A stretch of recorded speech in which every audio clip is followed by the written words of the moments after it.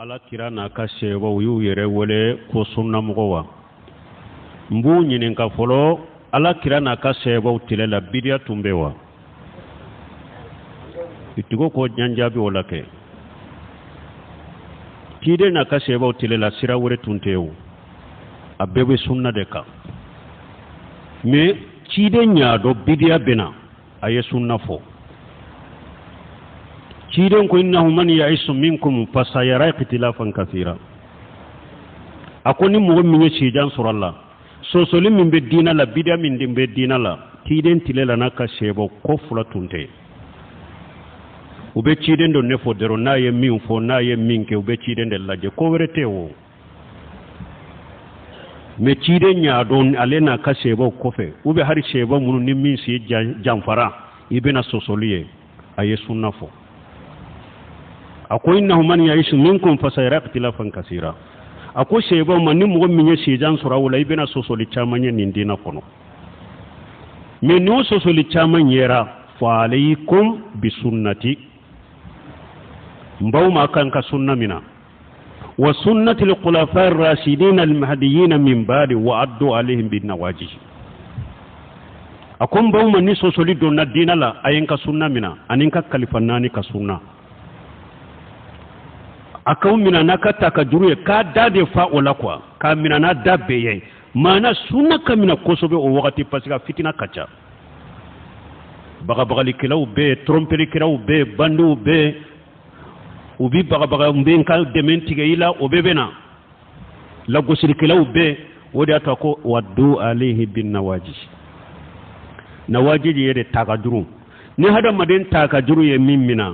da tobe ke ni umma magala aya mina na dabede kamina kosobe kidenye sunna foya asagira kafo wayyakum wa muhdathatul umur wa waqti ko kura munum bena aya yire kulo sumade fa inna kull muhdathatu bid'a wa kull bid'atu dalala wa kull dalalatu fin nar parce que ko kura be fili be bid'a be tasuma de la kidenye sunna fo ba ma sunna fo seba munun tara ciden ka sokono ka ciden ka bato cogo nyininka ciden ka muso ye ciden ka bato cogo fo ulu jora ola uyere do ko nebe diya tile be su do ko nebe diya su be mba salli do ko ewa nete muso furu do ko nete sogodu ciden ko de ni yen fo ko ko ciden ko ne fule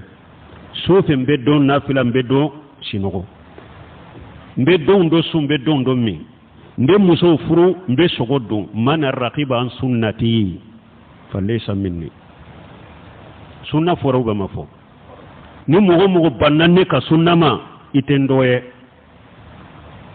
cidenye sunna fo ba ma sunna fora ciden ko taraktu fikum shay'aini lan tadillu ba'dahuma tamsakitum bihima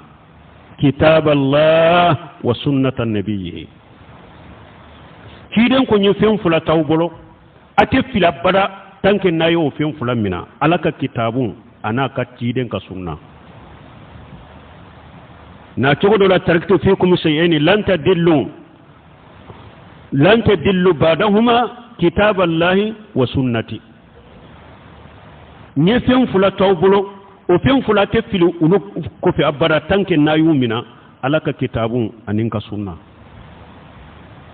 sunna foro ba mafo sunna bede de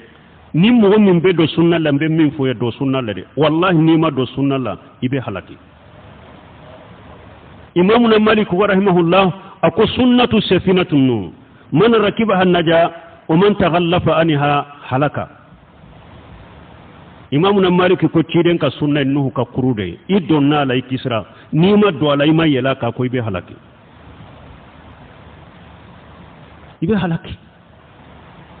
an yire kala qadari ay sunna de fawiyo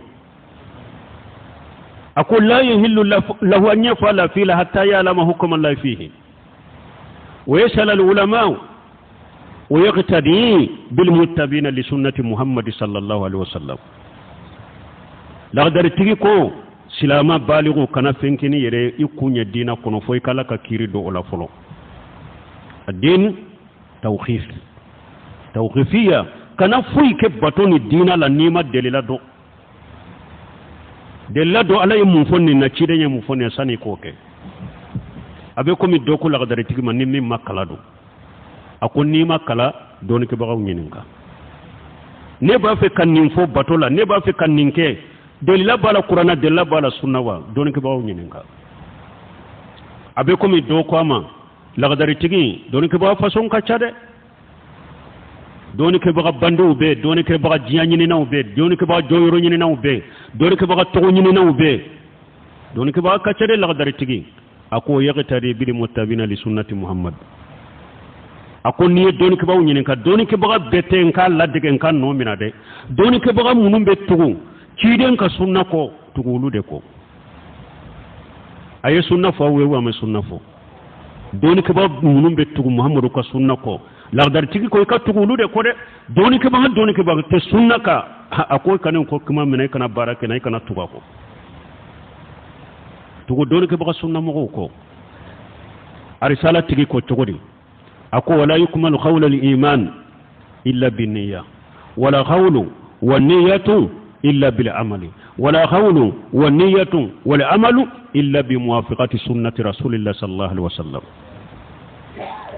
arisala tigi ko ni limaniya kuma fo dala sere kuma fula forani nenye ko ama dafa de fo aka sura bi duskun kono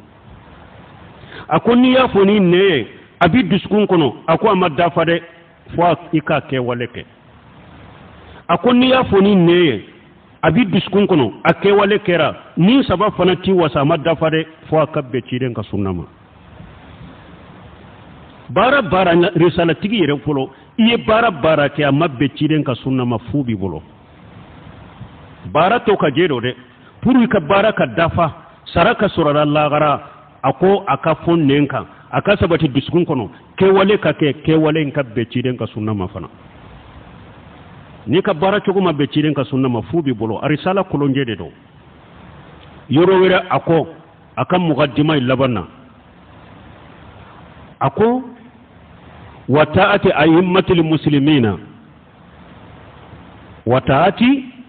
أئمة المسلمين وأمراؤهم وفقهاؤهم وعلماؤهم واتباع السلف الصالح واقتفاء آثارهم واستغفار لهم وترك كل ما أحدثه المحدثون مالك الصغرى ابن أبي جيد الخيرواني هرب بن فوجاني لما أكا كاسيتي أبي رسالة مقدمة سره أكون مالك كان كفلو منون تمنا بي أهل السنة والجماعة كمغو نفقهاو ننو ميني أبو حنيفة مجابي تيغو سافي كان مجابي تيغو مالك كان مجابي تيغو وكم مغو فلو منون تمنا ونطم بسنة دكا مي وكم مغو لباون كيرا قص مسكلا كيتي مسوتي فقه لا وبافو لوكا اوا فقه لا بوندا لا وبافو كو لوكا مجاهي مالكي دي مي مالكي غان كا تشاما عقيده لا الاشعريه ودي قص مسكلا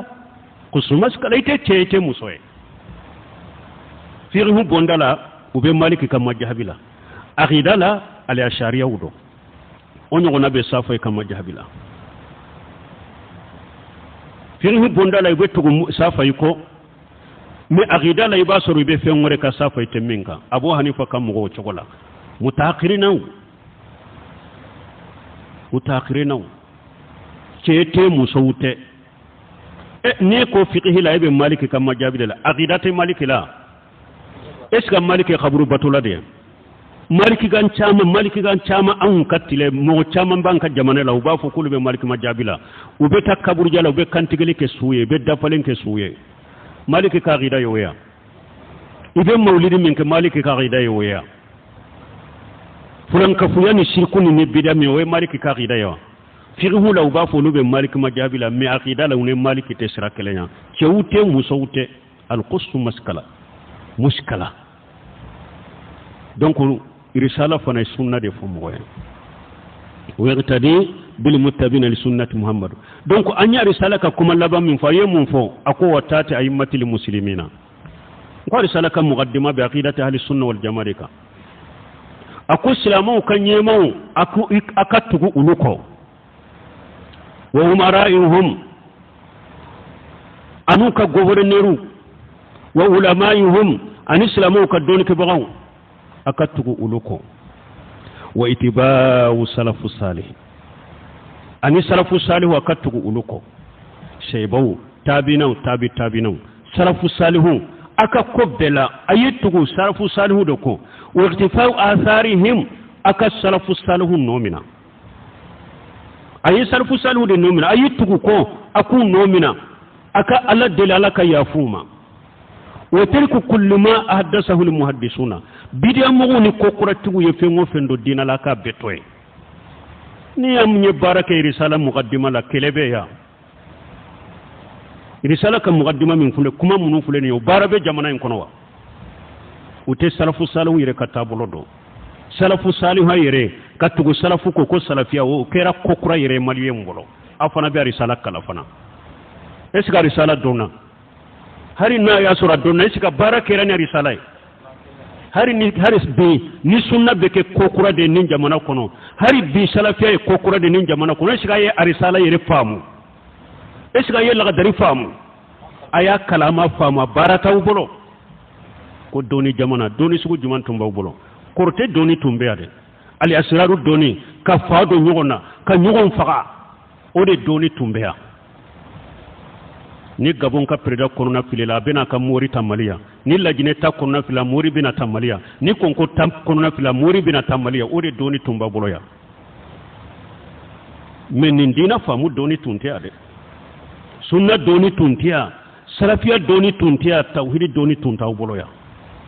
nyogon dabali nyogon korte karamogo yere ben wasoni dabali de kolnewa ayi abenne nin ka kalmu abinin ka kalmu de ce nete abinin inin ka kalmu de ce karamogo be wasano de ndella har baro dawla nuhu yere fohe nko karasa adella kanela amambede nko tile mandrendre nye fade dola ya ka finu be bla tile mandrendre o de be fo baro la ka yere tanunay tile mandrendre magara la ya ka korosu nyimide tile mandrendre ko be wasono de dabalini kortine nyogon fagani ka fado nyogon na ka nyogon bana ka nyogon tachiya jamana min tumbe wasono e ko doni jamana ni islami jamana alaka hakki mandama e wasunna cide nye sunna fo bidia tunte ciden tilela me aya do abena aya ka sunna fo aya do nin sosoli bena aya ka sunna fo kamogo la sukatama qur'ana sunna ba kono minye ewa hadisawu ye sunna ba kono firu sunna ba kono ewa sirate mo bolo katari jannama nima do sunna la ala ye sirabbe datugo akari janna nye ni ciden ka sirate nima boni ni sunna sirade ni sirata wuti ite sar jannama sirabbe datugo lembiñe foni borani ciden ka sunna siray